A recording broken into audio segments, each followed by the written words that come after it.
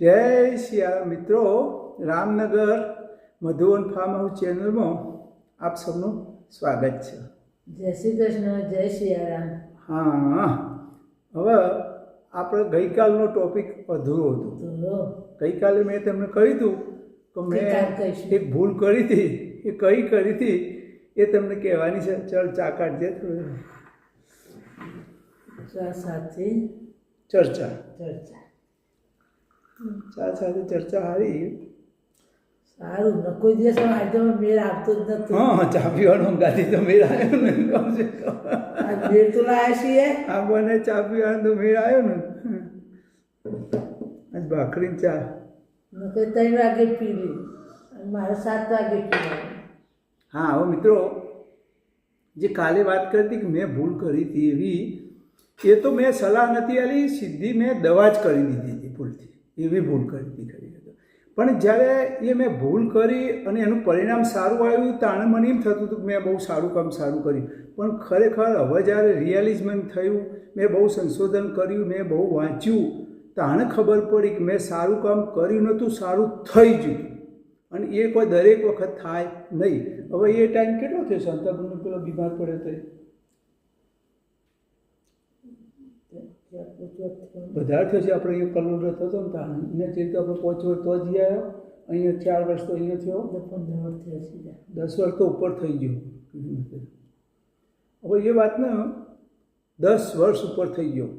અમારો બેન શાંતાબેન જે ઓમજા પરણાયેલો ત્યારે અમદાવાદ નરોડા રહેતો હતો. પછી તો હવે તો હા નરોડા જ છે, ગેલેક્સી બંગલોમાં.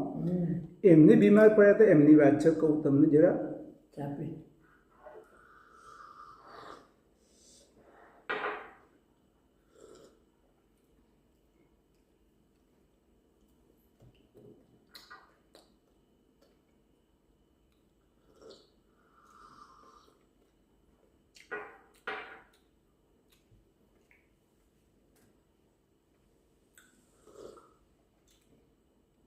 એમને એવું થયું હતું કે પહેલાં તો ડાયાબિટીસ થોડો બતાવ્યો, એક વખત રિપોર્ટ કઢાવ્યો એટલે એ થોડી સામાન્ય ગોળીની એવી ટ્રીટમેન્ટ ચાલતી હતી.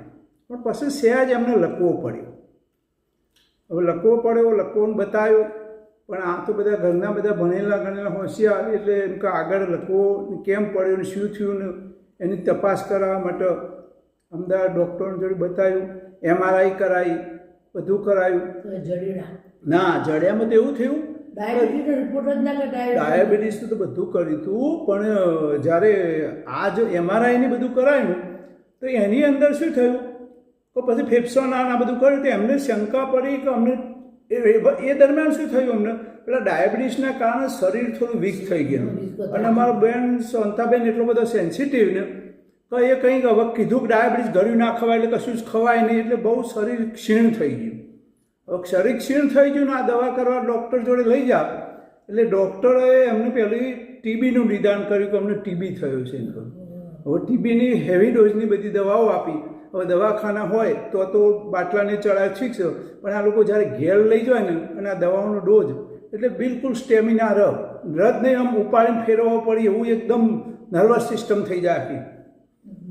હવે આ લોકો ફરીથી જ્યારે દવાખાના લઈ જાય એટલે ફરીથી પાછી તપાસ કરી. હા ના, પછી પાછું અહીંયા વાર્ડ જ એક પેલું ટ્રસ્ટનું ગાયત્રી હોસ્પિટલ છે અને એ અમારા ભોણાના વ્યવહિત હોય એમાં ટ્રસ્ટી કંઈક હતા, એ ત્યાં દાખલ કર્યા. હવે ત્યાં દાખલ કર્યા તો પાછા ફરીથી બધા રિપોર્ટ કરાયા.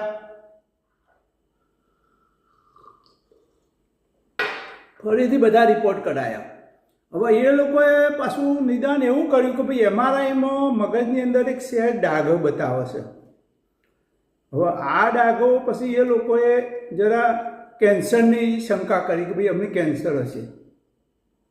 હવે કેન્સરની શંકાના આધારે એ લોકો સીધા જ ભાઈ એની કેન્સરની ટ્રીટમેન્ટ કરવી શું કરવું એના માટે સીધા કેન્સર હોસ્પિટલ સિવિલમાં દાખલ કરી દીધા. હવે તો જ્યાં પછી ત્યાં આગળ તો આ લોકોએ કેન્સરની થોડી ઘણી પ્રાથમિક ટ્રીટમેન્ટ પણ ચાલુ કરી દીધી અને શરીર ટોટલ એકદમ ક્ષીણ થઈ ગયેલું. આમ હાથમાં લઈને ફેરવીએ ને એટલું વજન થઈ ગયેલું. હા, કશું ખવાય નહીં, કશું થાય નહીં. પછી રિપોર્ટ 2 દિવસે પાછો બોમ્બેથી આવ્યો પણ એમાં પાછો નીલ આવ્યો. કે ભાઈ ના કેન્સરનું રિપોર્ટ, પછી પાછા ડૉક્ટરો ફરીથી મથવા મળ્યા કે ના આજે ફરીથી આપણે જરા સેમ્પલ લઈએ, સેમ્પલ લેવામાં ભૂલ થઈ હોય, ખા કે ના કે એવું બધું થવા મળ્યું. હવે પછી અમારા બનેવી બેચરદા એ વખત હતા તે એમને કહ્યું કે સરપંચ મંગળા આ હવે કંઈક આમાં કશું સ નહીં, ના ખાલી ખોટું ફેરવાનું થાય છે અને કદાચ આ લોકો કેન્સરનું નિદાન કરશે ને તો એ ઓની ટ્રીટમેન્ટ કરીને શું હવાએ ફેરવવાનું આપણે એમ કહું. એટલે મારે કહેવાની આગળ કંઈ ટ્રીટમેન્ટ કરાવી નથી. પછી હું એ સંમત થયો એમાં કે ભાઈ આ વસ્તુ ખોટી છે. પણ એ દરમિયાન આ બધી ટ્રીટમેન્ટ દરમિયાન મારા મગજમાં એક હતું કે આ અમને જે ડાયાબિટીસ થયો છે, શરીર ક્ષીણ થયું છે, ખોરાક બિલકુલ નહીં, શરીરમાં તાકાત નહીં, એ બાબતનું આ લોકોનું ડૉક્ટરનું કોઈ ધ્યાન જ નથી અત્યારે હાલતું.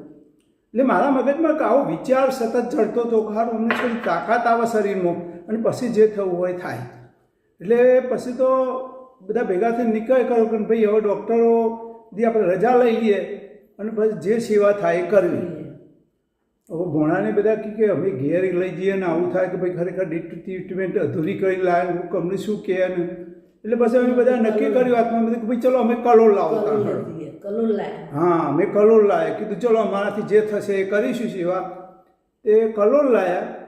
મેં છું કે મારા તો એક ઇંતેજારી હતી, મને કોઈ ટોટલ ખબર જ નથી કે આ પ્રમાણે થાય ને આવું હશે. હું તો એક અંદાજ મૂક્યો હતો કે ભાઈ આવું થાય અને હું ટ્રીટમેન્ટ કરતો હતો મારે ઇન્સ્યુલિનની પોતે. એટલે મેં તો આગળ ઇન્સ્યુલિન આપી દીધું, દવાખાનેથી રજા આપીને બહાર નીકળ્યા એવું જ. અને જેવું આપ્યું ને એવું પછી મેં તો અહીંયા ઘેર આવીને ચેક કર્યું તો થોડું સુગર લો થઈ ગયું. એટલે મેં તો તરત જ ઘરવાળાને કહી દીધું, કીધું અમને સારામાં સારું ગળ્યું ખાવાનું બનાવીને આપો.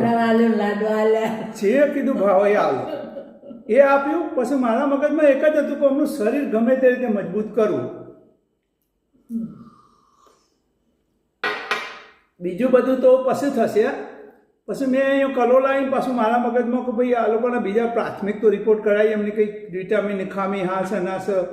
તો મેં બધા અહીંયા કલોલ રિપોર્ટ કરાયા અને રિપોર્ટમાં બધું સારું ઓકે આવ્યું. ટીબીનો રિપોર્ટ નહીં, કશું જ નહીં, અમને કશું થયેલું નહીં. રિપોર્ટમાં તો એને કલોલ લેબોરેટરીમાં આવ્યું તો નહીં.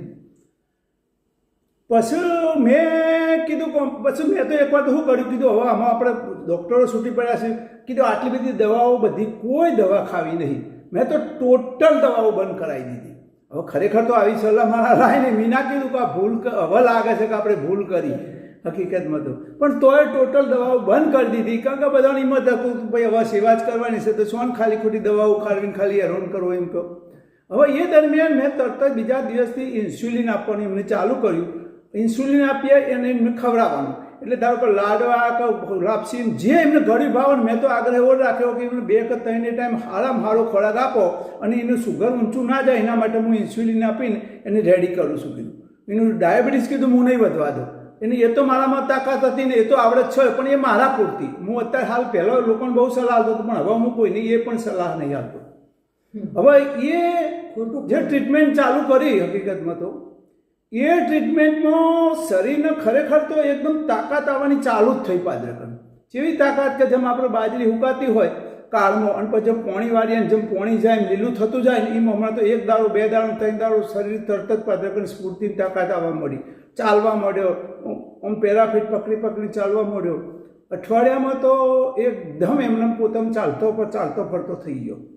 પછી આ ઇન્સ્યુલિનની ટ્રીટમેન્ટ ચાલુ રાખી એમને. એટલે ઇન્સ્યુલિન ટ્રીટમેન્ટ એટલા માટે કે ભાઈ એમને જેટલો ખોરાક જે ખાવો હોય અને ખોરાક ખાવાથી એમનું ડાયાબિટીસ વધી ના જાય એટલા માટે ટ્રીટમેન્ટ ચાલુ કરી. હવે આ ટ્રીટમેન્ટ ચાલુ કરીને પછી અઠવાડિયા ચેડી મેં ઓમજા લઈ ગયા. ઓમજા પછી એમને જાતે બધી ટ્રીટમેન્ટ મેં સમજાવી ખરેખર તો, અને એમને રેગ્યુલર થઈ ગયું.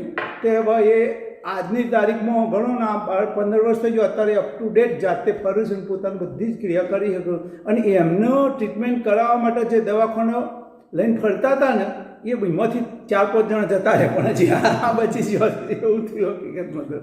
પણ હવે મને એમ થાય છે કે ભલે આ સારું થયું બરાબર, પણ એ તો મેં કર્યું નથી, થયું કુદરતે. મને કંઈ એવું નિદાન સ્પેશિયલ નહોતું કે આના કારણે આ થાય છે. મેં તો મારો અખતરો કરવા માટે કે હવે કોઈ બચાવવું નહીં તો લાઈને જેટલી થાય એટલું કરી જોઈએ એ રીતે મેં એની ટ્રીટમેન્ટ કરી અને એનું રિઝલ્ટ મળ્યું. હવે રિઝલ્ટ મળ્યું પણ એનો અર્થ એવો નહીં કે બીજા કોઈકને આવું થાય તો હું આ કરું. આવી ભૂલ હવે હું કોઈ દિવસ નહીં કરું. ભલે ગમે એટલું, કારણ કે આપણે મેડિકલ કોઈ સર્ટિફિકેટ નથી, કશું નહીં, આપણાથી આ થાય નહીં હકીકતમાં. તે ખરેખર તો આમ તો શું છે કે આ બધી ઇન્સ્યુલિન બાબતમાં હું મારા માટે પરફેક્ટ છું, કેટલું જુઓ ને શું જુઓ એમાં કોઈ જાતનો વધુ ના આવે ખરેખર. અને આના કારણે મેં નજીકના 2-3 માણસોને ઇન્સ્યુલિન ટ્રીટમેન્ટ કરાવી, એ લોકોને સક્સેસ થયા. એટલે તો ઘણી વખત ડૉક્ટરો પણ એમ કહેતા હતા કે ભાઈ તમારે ઇન્સ્યુલિન જોવો જ મારા ફાઈન મોકલતા હતા. એટલી બધી એમ જાણકારી થઈ હતી કે ભાઈ આ વધારે જાણશે. અમારા કલોલમાં પેલા કાનના ગળાના પેલા શાહ ડૉક્ટર છે ને, એ ડૉક્ટર પોતે એમની છોકરી ડૉક્ટર થઈ ગઈ હતી, પણ એ છોકરીને ડૉક્ટરનું ડાયાબિટીસ વિશેનું પ્રેક્ટિકલ જ્ઞાન લેવા માટે મારી જોડે લઈને આવ્યા હતા. અને મારી જોડે 1 કલાકનું લેક્ચર એને સાંભળ્યું. અને એ છોકરીએ એમ કીધું કે હારું આ તો બધું તમે જે કહો છો ને એ તો અમારે ભણવામાં આવ્યું નહીં, આ અનુભવની વાત છે. એટલે મારા અનુભવની વાત હતી, હું સાચો હતો, બધું હતું. પણ આ ટ્રીટમેન્ટ મારે કોઈની કરાય નહીં હવે, અથવા આવી કોઈની સલાહે અપાય નહીં. એટલે હવે તો હું ડાયાબિટીસ માટે લોકો જોડે બહુ વાતો નહીં. હું પરફેક્ટ છું મારા માટે, પણ મારું શરીર જુદું અને બીજાનું શરીર જુદું, એને રીતે કામ કરે કે ન કરે. એટલે આ તો શાંતાબેનને તો કુદરતી કરી જોયું. અને જુઓ તમે તો હું ગમે એટલો હોઉં ને તો ઘણી વખત અનુભવ, હું પહેલો અમે બધા ધારો કે ઇન્સ્યુલિન લેતા હોય 10-15 યુનિટ 20 લેતા હોઈએ. હવે શાંતાબેનને કેવું થઈ ગયું આજની તારીખમાં, એમને તો એમ થઈ ગયું કે મંગળભાઈને ઇન્સ્યુલિન આવ્યું એટલે જ હું જીવી, નકર હું જીવત જ નહીં. એટલે આજની તારીખમાં એમને જરૂર હોય કે ના હોય, પણ કે મને 2 યુનિટ તો ઇન્સ્યુલિન આલો, જે 15-20 યુનિટ ઇન્સ્યુલિન કોમ ના કરે કે છે મને 2 યુનિટ તો ઇન્સ્યુલિન તમે આપો. હવે એ વખત મારા મનમાં હું એ હતો આ શાંતાબેનને ખોટું ભ્રમ ભરાઈ ગયું છે કે 2 યુનિટ તો ઇન્સ્યુલિન કશું જ કોમ ના કરે. પણ જોજો હો મિત્રો, કેવું હોય છે કે અનુભવની વાત અલગ હોય છે કે જ્યારે ઇન્સ્યુલિન ખરેખર શરીર પર પૂરેપૂરું ઇફેક્ટ કરતું હોય ને તો 2 યુનિટ પણ ઇન્સ્યુલિન કામ કરે છે. હવે આજની તારીખમાં મારા જે હું 10-15 યુનિટ લેતો હતો, આજની તારીખમાં મારું શરીર ટોટલ પરફેક્ટ થયું, આમ ટેન્શન મુક્ત થયું, બધી ક્રિયાઓ અપ ટુ ડેટ કરું છું. આજની તારીખમાં મારે પણ 2 યુનિટ ઇન્સ્યુલિન કામ કરે. જે હું માનવા તૈયાર નહોતો એ આજે હું ઉપયોગ કરી રહ્યો છું. 2 યુનિટ આજ સવારે મેં વહેલું ચા પીધો તો 2 યુનિટ પાછળ ઇન્સ્યુલિન લીધું છે. તો આ કામ કરે છે.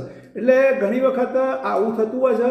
એટલે મેં તો ભાઈ નક્કી કરી છે, હું તમને કોઈની સલાહ આપતો નહીં કે તમે આવું કરશો કે ના કરશો, પણ હું તો મારી પોતાની જાત ઉપર તો 100% પરફેક્ટ કે હવે આપણે કોઈને આવી સલાહ અપાય નહીં કે આવી મેડિકલ ટ્રીટમેન્ટ કરાય નહીં, હોય તો ના કરાય. એટલે આવી ભૂલ હું સ્વીકારવા તૈયાર છું. અને આ ભૂલ હું સ્વીકારું છું ને એમાં જ મને મજા આવે છે ખરેખર તો. અને આ એક અખતરો કર્યા જેવો છે, આપણાથી જે ભૂલ થઈ ગઈ હોય ને એને આમ સહજ ભાવે તમે સ્વીકારી લો, તમે એટલા હળવા ભૂલ થઈ જશો ને બધો ભાર આખી દુનિયાનો ઉતરી જશે. મને તો ખરેખર મજા આવે આવી ભૂલો જે કંઈ કરી હોય સ્વીકારવામાં. તો મિત્રો, અને આ જે કિસ્સો બન્યો છે ને એનો મેં અમારી ચેનલ પર યુટ્યુબ ઉપર એનો આખો એક વિડીયો બનાવેલો છે. એમાં કઈ રીતે એ કેવા કરી શું કર્યું, તો એ તમારા આખા ડિટેલ જોઈ તો એ વિડીયોની લિંક તમને નીચે મૂકું છું, પાછળ થંભેલ મૂકું છું. એ વિડીયો તમે જોજો તો તમને એમાં ટોટલ ડિટેલની ખબર પડશે. શાંતાબેન કોણ છે, કયો આગળ હશે, શું છે, એ બધી ખબર પડશે એમને. તમે મહેરબાની તો આ વિડીયો જોજો. આવીને આવી ખૂબ જાણવાની વાતો આવતીકાલે કરીશું. જય સિયારામ. જય સિયારામ. જય શ્રી કૃષ્ણ.